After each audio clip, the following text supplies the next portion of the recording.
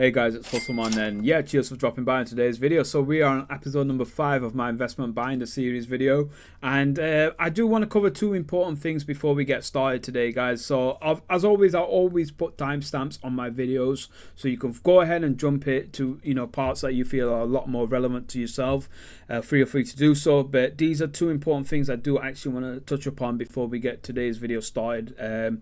So firstly, I just want to welcome anyone that's new onto this channel. The subscriber count's going up, and I want to introduce this series to some people, which is basically, it's quite simple. I want to attract the investors, the collectors, and the hobbyists of this series, and it's quite simple for anyone to follow. I'll pop the rules and the descriptions over there. You can see it on screen. I've got this beautiful Mint Keeper top loader binder where I basically purchase Pokemon single cards, whether that be online, whether that be in person, whether I just do a trade from somebody else. Either way, I basically get hold of these mint/near mint cards and I place them into this binder, and my hopes and aspiration behind it, so I like to see a nice cheeky little profit at the end of it.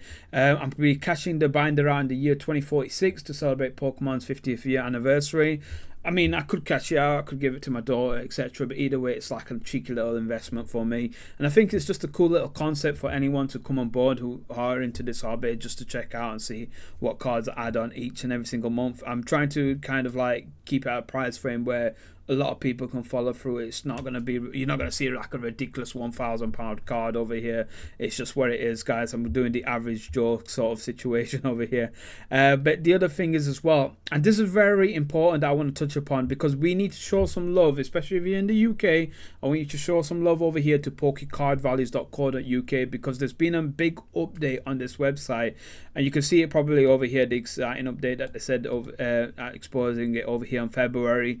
Yeah, this is the reason why I've kind of put into this video out towards the end of the month rather than at the beginning, because I had to wait for a cheeky little update to come forward. Basically, Pokecard Values, like any other website, relies upon data, and the biggest data you can say is coming from TCG Player, which is obviously a website based in the States, and we all know Pokemon's like a global global product now. Like, there's people in America, Canada, Australia, Japan, etc., all collecting Pokemon cards, and each and single one of them local regions have a unique price frame towards it.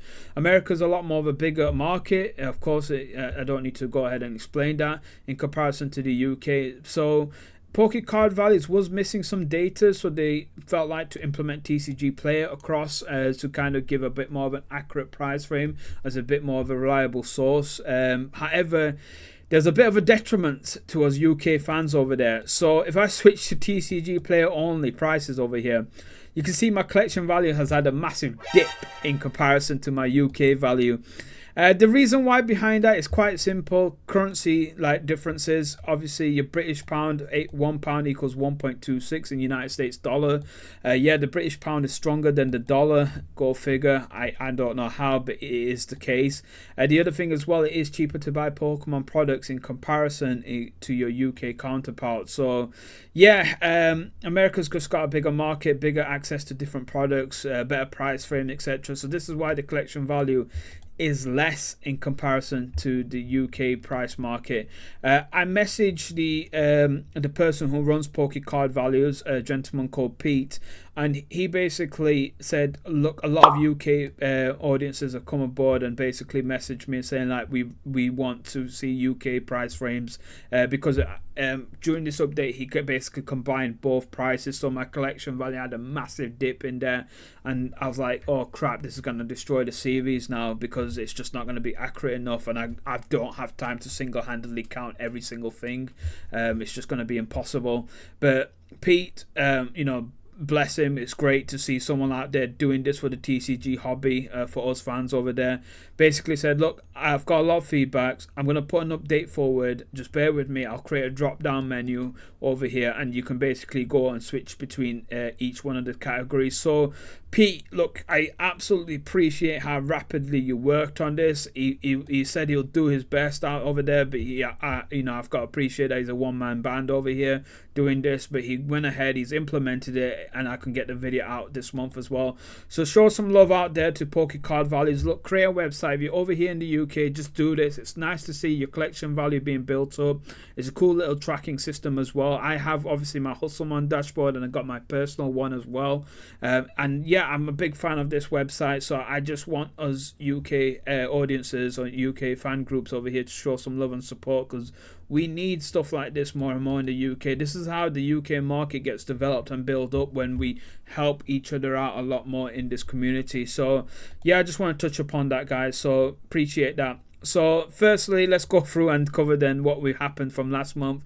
The collection values had an increase, so we finished at £177 last month. We're on 186 now.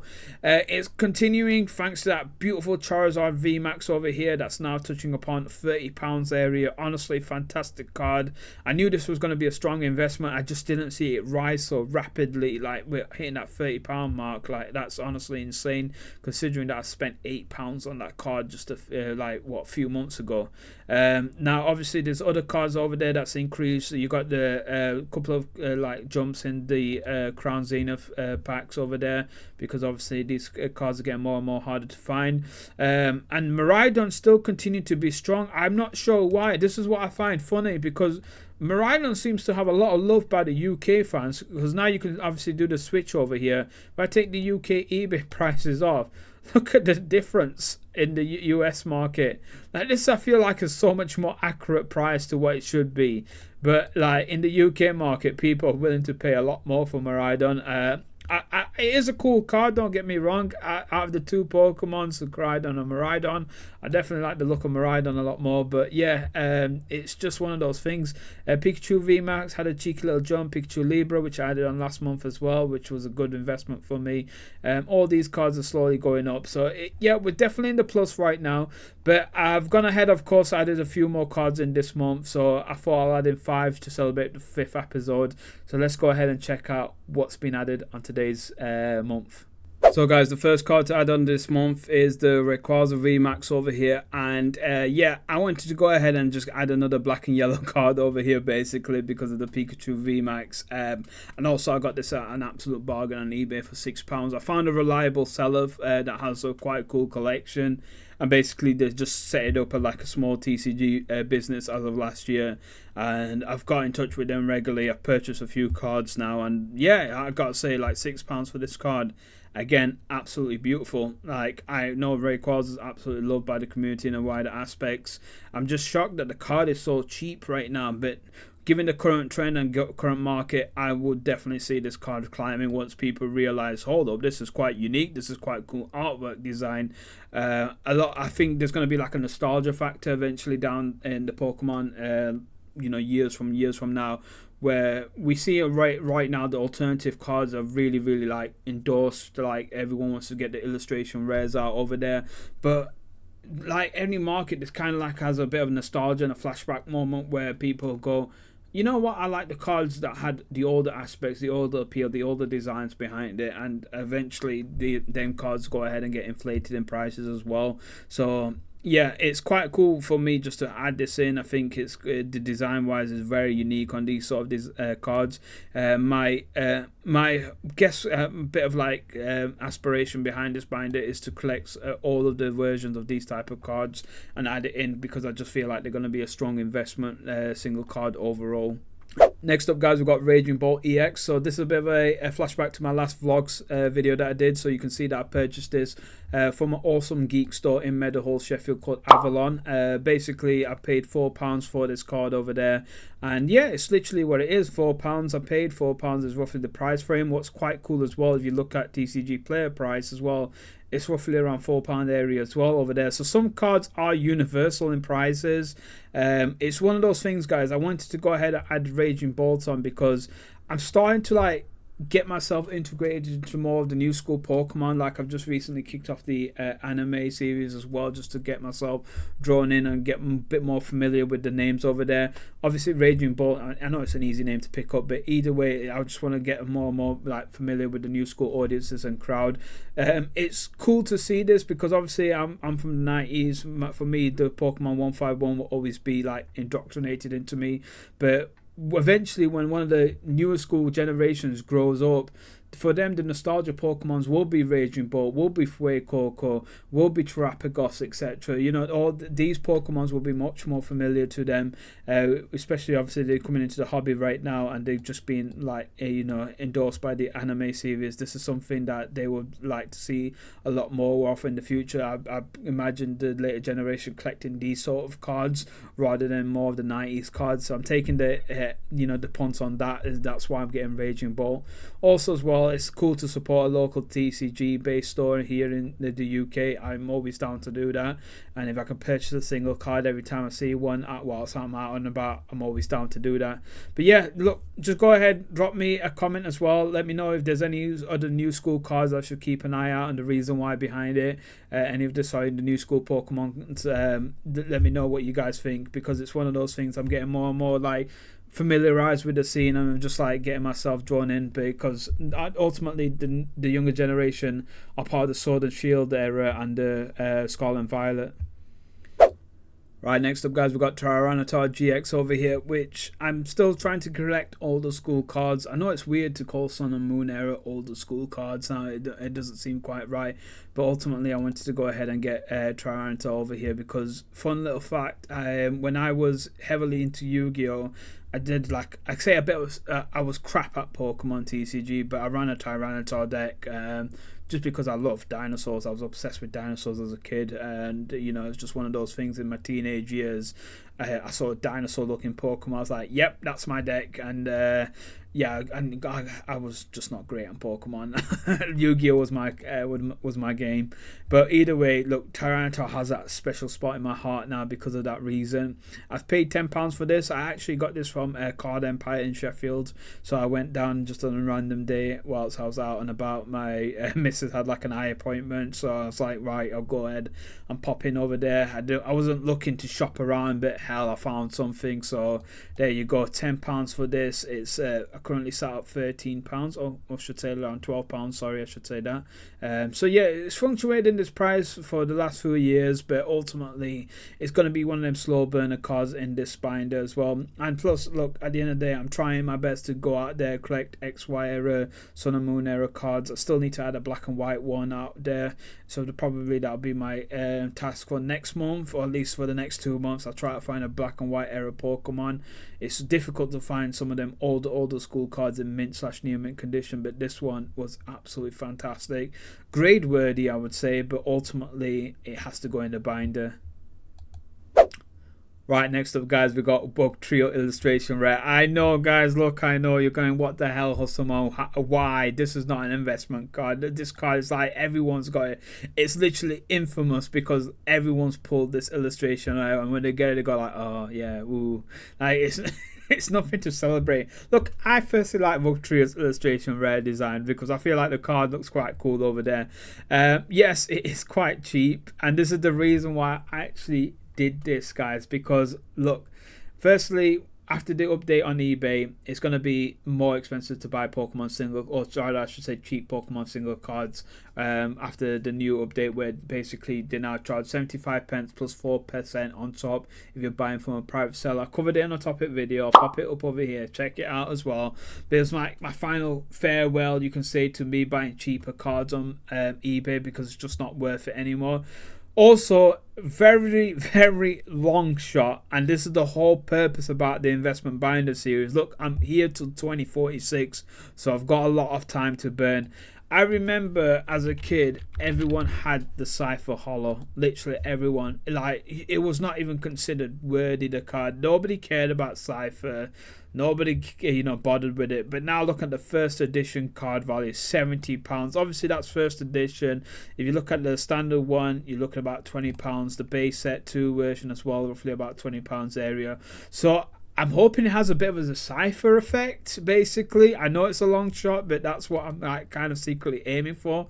Yeah, I spent £2 on the card. That's mainly because of the postage. Again, I used it from the same person I bought the Rayquaza from, and it's just one of those things, guys. Like, ultimately, I just wanted to basically just do this. It's like one of those things where it's one of my final time frames that I felt like I could buy a cheap Pokemon card once again. So yeah, it's just that. So hopefully, you know, we'll see the slow burn in the future. Either way, guys, you guys might be chucking away all your Wug Trios out over there because you got Diamond Dozen. I've kept mine, so you know, we'll see who was right at the end. Finally, guys, last card over here, and I set myself the target. If you can remember last month, I've not spent £20 on a card yet. A single Pokemon card, I've not spent over £20 on it. So I wanted to go ahead and make sure I did that. I doubled it. I spent £40 on this card. It's the Squirtle 151 Pokemon Center stamped card over here. I've got now another one of this already, so I've got 2 now overall. But this is something that I wanted to basically add in because I think it's a very strong single Pokemon investment card to have. Obviously, I don't need to explain the hype behind 151. Anything to do with the Pokemon Center badges these days, like a lot of like collectors out over there are willing to chuck down some silly money over there. Look at the increase alone. Like, you can check, this is going to only go up and up and up because this card is obviously no longer going to be printed at Tohan. It came along with the UPC box, so again, you know, the 151 Ultra Premium Collection box, if you bought it directly from the Pokemon Center website over here in the UK, you got this card alongside with it, and that's all gone now. So them days are over. This card will, I'm pretty confident in saying, will reach the triple figures one day, and that is one of those reasons why I'm willing to spend £40 on this card. So yeah, that is all 5 cards added on today's investment binder. So this month we've obviously made the 5 cards on purchases. Let's go ahead and summarize everything and we can total up the overall price. So guys, there we go. The collection value is now at £259. We hit the 200 mark and I've spent £166 overall in total. So we're still in the green, which is great. Squirtle over here has replaced Charizard, and that's great because I'm Team Blue overall. I know I'm probably going to be opening a Team Red versus Team Blue over here, but yeah, I know Squirtle won't stand a chance in Charizard, but let him become a Blastoise and then we'll talk numbers over here. But yeah, look, either way, guys, it's cool just to see the portfolio changing overall. It's now going to be an interesting battle to see how fast this Charizard climbs and how fast this Squirtle climbs, because they're going to be strong 2 investment cards. But yeah, look, always feel free to put some suggestions forward. I'm always happy and like eager to hear about anyone's opinions over there about what single cards they think that I should add in over here. I'm still looking for that Steelix illustration rare that's living in my mind rent-free right now at this moment of time. I want to get the Charmander Obsidian Flame Elite Trainer Box promo card as well. I've seen that increasing recently quite dramatically because of Obsidian Flame becoming recently shelved, you can say, as an item. Along with that, the Bulbasaur and the Squirtle. Look, if you got them cards graded, they'll be great. If you got them ungraded as well, I think either way, them 3 cards overall are strong investment single cards to have. But look, just share your opinions out over there, guys. I'm always eager to hear it, and at the end of the day, this is the whole purpose of this channel and the series is basically to create a bit of a cool little conversation topic for anyone to come on board and just share their thoughts and opinion about the series. Look, before I end up like going ahead and blagging on too much, I just want to quickly say, look, thank you for the continued growth on this channel. It's nice to see it. I know this was a spare time thing and I do it once a week or twice a week. I try to upload contents, but it's just nice that people are coming on board and showing that love and appreciation, because I know I don't have much time like in regards to doing these sort of contents, but I enjoy doing it. And if you guys want to show some support over here to me, all I've asked from you guys is to hit that like button, because that really does help out. And yeah, if you want to continue watching this sort of content, just come aboard on this channel. Everyone's welcome. At the end of the day, you don't have to just be based in the UK. This is something that I feel like is available for every one of us TCG fans to just jump on board and just enjoy the content out over there. Thank you, like I said, and yeah, look, I guess just take take care, look after yourselves, and I'll see you all on the next video. Enjoy.